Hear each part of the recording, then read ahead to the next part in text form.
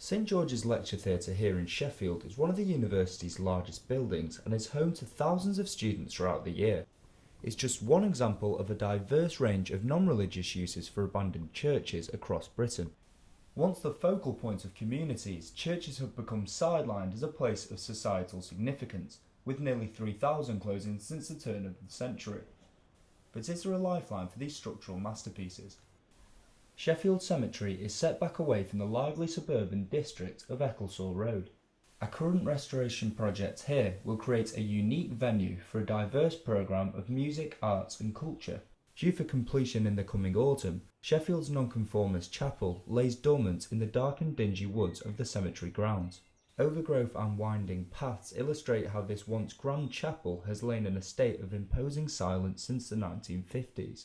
Disused churches like this one have become a goldmine for many businesses across Britain as innovators of redesign are becoming magnetised to the traditionalist attractions of these once prominent social spaces.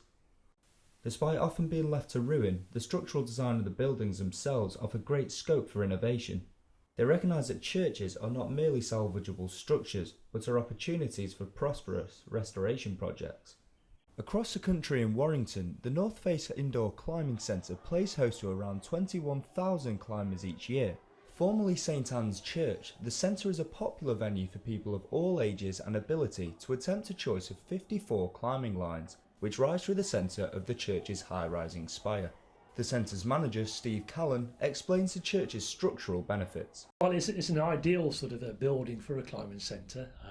It's tall, it's wide, so it sets itself up nicely to build indoor climbing walls. We use the features of the church, like the archways and such like, and the pillars, to incorporate it into the climbing walls. So it gives different sort of features apart from a flat wall. So it gives climbers something else to climb on. If we didn't sort of take over this church, when it stopped being a church, then it had sort of been run into dereliction and disrepair and all the rest of it. So yes, we're putting it to good use as far as we're concerned.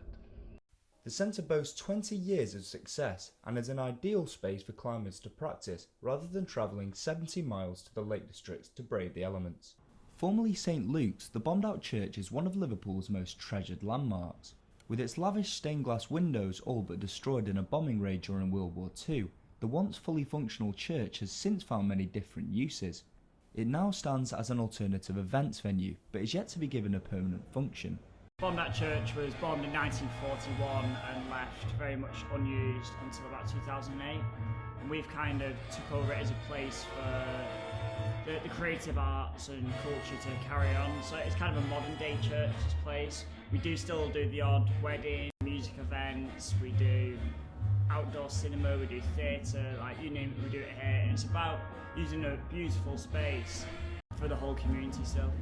The bombed-out church will close later this year to allow a major £150,000 restoration project to take place in order to preserve its original stonework. The council is planning a full-scale consultation to assess its future role, which remains unclear after Liverpool Mayor Joe Anderson recently committed to keeping it in public ownership. Architecturally, a marriage between modern and traditionalist thinking is vital when creating these new urban spaces. The designs for these reused church buildings have to facilitate society's modern needs, whilst keeping a level of respect for these age-old buildings.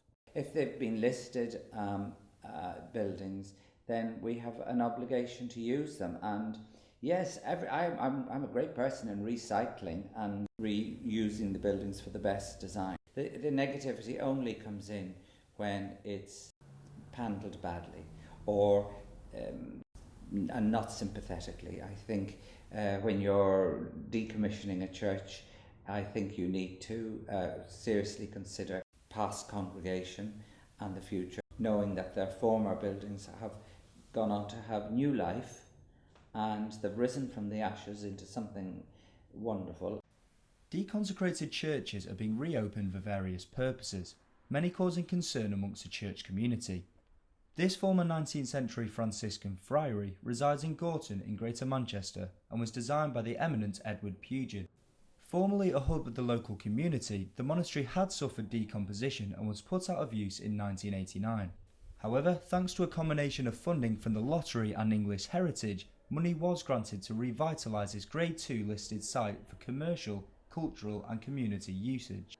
Preserving its tranquil courtyard gardens, high Victorian Gothic architecture and spectacular interior design, this transformation appealed to the investors for a variety of reasons. Elaine Griffiths, who led the £6 million restoration project, explains their unique strategy which has led to undoubted success since it reopened in 2007.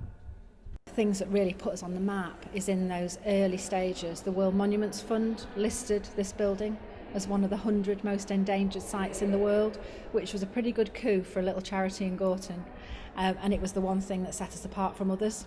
So we created the Monastery Trust and then realised that actually because the area around here, Gorton, was quite run down and the dereliction of the building actually reflected the lack of investment in the local community, that it was really important that we made this a community-led project. It's important that people can access it regardless of their faith, their background, their tradition, their belief. Making sure that these buildings are protected and reused at the heart of everybody's communities is absolutely key, because most of us, as you get older, you look back on your memories and places that you've been, and if you actually have a favourite place, you can bet your life it's been a stunning architectural space that you remember, the buildings that resonate with you and speak to you, and of course churches were designed to do that. So we should think very carefully about how we use them in the future and make sure that they're opened up in a way that they were when they were originally built, where they were meeting places for people. And don't be frightened about generating a commercial income from a building that is going to be very expensive to maintain. Well, we would not be stood here today if we had not given the commercial side of the business absolute priority. Liverpool's wealth as a port city enabled the construction of two exemplary cathedrals dating back to the 20th century, which remain amongst the city's major attractions. However, smaller churches with decreasing attendances are being pressured to accommodate for external, secularised investment. It's Friday night in Liverpool as thousands of couples, students and young people take to the streets to flood its local bars and nightclubs. The city is home to some of the most diverse examples of religious architecture around, due to its international trading history, some of which thrive in their new roles amongst the hustle and bustle of Liverpool's vibrant city centre.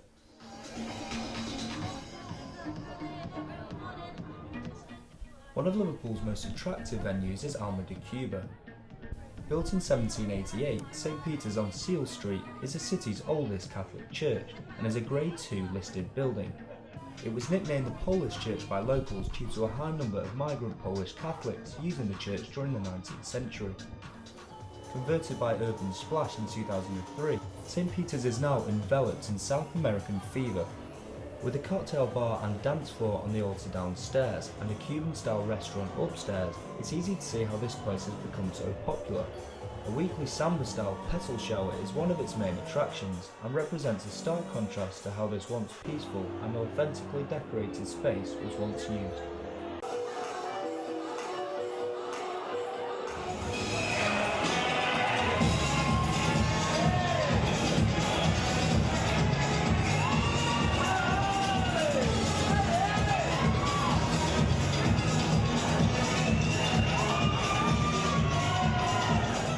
For many of us, churches are becoming more recognisable as architectural spaces rather than centres of religious practice.